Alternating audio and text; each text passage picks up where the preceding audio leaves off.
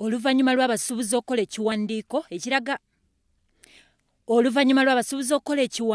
ekiraga abantu abayita bamusigansimbi nga bwe bakola emirimu egitakola ba investor, gamba ng'okutunda amaduuka, okutembeeya n'ebirala, ba MP bakedde kugenda mu kikuubo okulaba ensonga eno. Era nga bano basangiddwa mu maduuka nga bakola emirimu egyo gyennyini, nga n'abamu bwe babuziddwa obwedda tebalina kyakuddamu.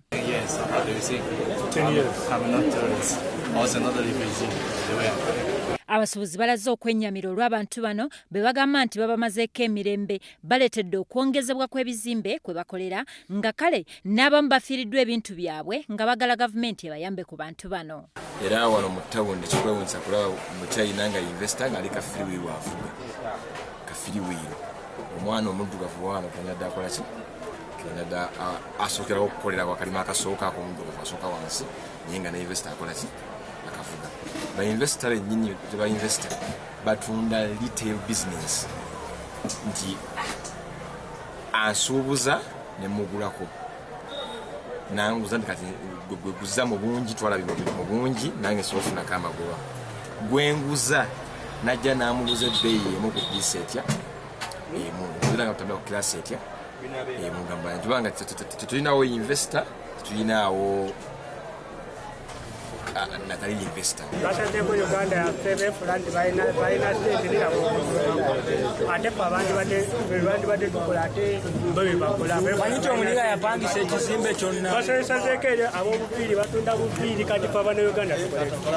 Abantu abajja muno abazze nga balina byebalese okukolera muno. Bandi badde bajja n'ebintu ebinene ng'amakampuni agasobola okuwandiisa bannayuganda ne baba nga bakoleramu.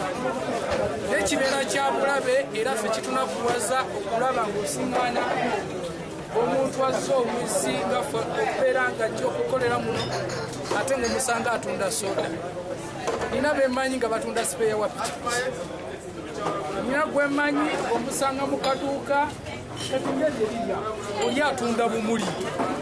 Newebuuza omuntu okuva e China oba okuva erudda wajje wano mu Uganda atunda obumuli.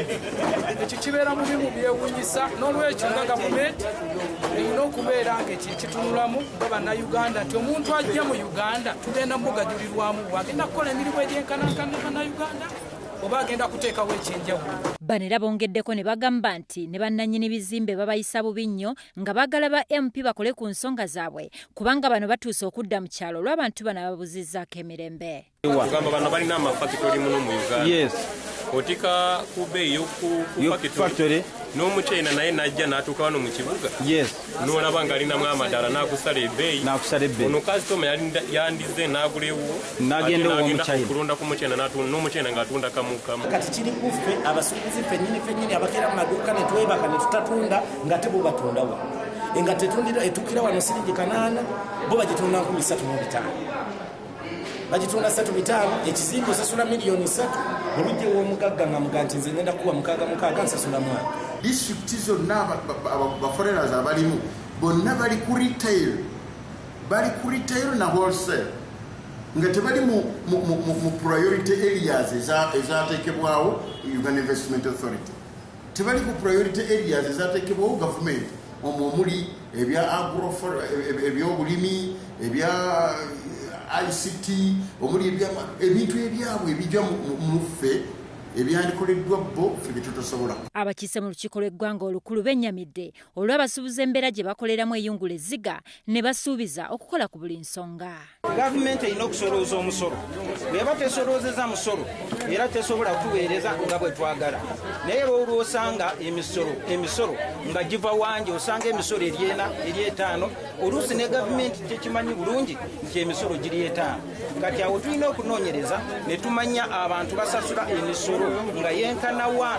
Ekirungi tulina akakiiko aka Trade and Industry aka Parliament ne Minisita era kino kijja mutuuka ne President ajja kimanya tusobole okunoonyereza. Naye Abachina okujja okuwamba emirimu n'obusuubuzi bw'Abannayuganda, nze ndowooza Abannayuganda tubanga batakyalina nsi.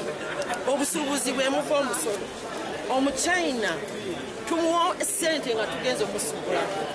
Kati ensonga y'Omuchina okujja okuwamba bizinensi y'abantu bawano bannayuganda one tuli baddembe naye neddembe liba liyitiridde ate ministry eya trade gye tutwala nga ba parliament investment authority abapoliisi ne immigration wamu ne KCCA ndowooza abantu bwe banaatuuka tujja gamba nti abachina tujja beesituliramu ffe tuze kati kulaba tulumbiddewo amaduuka agalimu abantu abatali baakulu abachina era ne tubabuuza ebibuuzo bino wammanga wajja otya wano wajja kukola ki olina layisinsi ya ngeri ki batugiddeyo layisinsi naye nga batuwa za holoseero naye nga batunda n'emwemu waliwo wetugenze ku masimu nga batunda emwemu n'ennyingi waliwo wetugenze ku ngatto nga yalina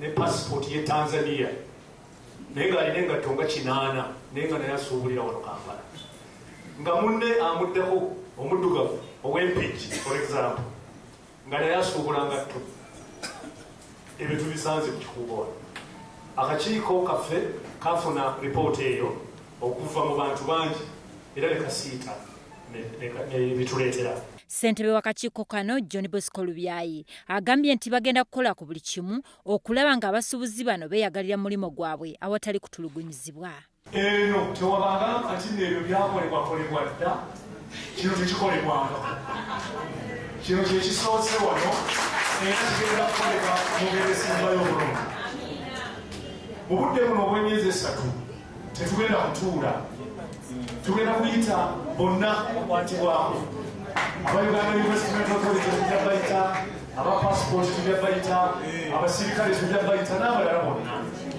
era mu budde bwe bumu tugenda kufulumya okulaba ti nno amateeka agakwatagana ku competition gatandika okwogerwako amateeka agakwata ku bya rent netogaba risiiti amateeka gegenda kutandika okutunulwako buli kimu tugenda kikola. Yombako omukyalo wa Kampala Nagayina Bira Sempala awadde ensalesale wa myezi 3 ng'abantu bana beeyita bamusiga nsimbi nga bamaze okwabulira Kampala nga bwe bataakikole abasuubuzi bajja kubeekolerako.